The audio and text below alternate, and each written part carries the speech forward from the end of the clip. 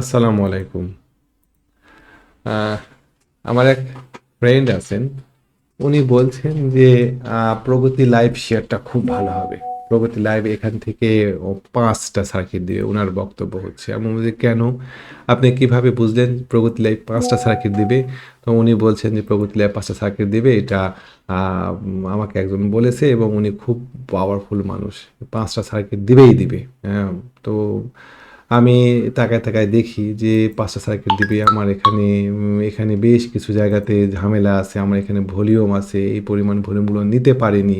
আর সবচেয়ে বড় কথা হচ্ছে রেজিস্ট্যান্সের জায়গাতে এখানে বেশ কয়েকটা ক্যান্ডেল তৈরি করেছে। এটা একটা পিন বারের মতো ক্যান্ডেল, তারপরে এইটা আর একটা শুটিং স্টার, পাশাপাশি একটা engulf candle, double engulf candle তৈরি হয়ে আছে। শুধুমাত্র প্রাইস যদি এই ক্যান্ডেলের নিচে নেমে যায়, কত সেটা 226 টাকা 90 পয়সা, তাহলে পরে প্রাইস দ্রুত ফল করবে।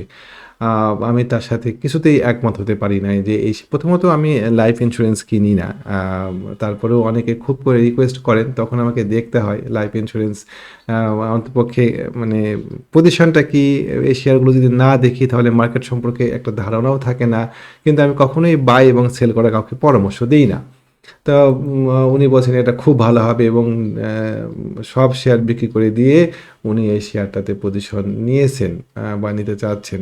দেখা যাক, আমি খুবই সন্দিহান এবং এই শেয়ারটা নেমে আপনার 190 টাকা 200 টাকা এরকম রেঞ্জে নেমে আসার সমূহ সম্ভাবনা আছে এই শেয়ারটার। স্মার্ট মানি এত বোকা না যে তারা একটা শেয়ারকে 100 টাকা থেকে মানে বাড়ায় নিয়ে যায়। এই শেয়ারটা এই জায়গাতে দেখেন কত ছিল, এই জায়গাতে 146 টাকা, আর শেয়ারটা উঠছিল 257 টাকা। তার মানে 110 টাকা শেয়ারটার দাম বেড়েছে।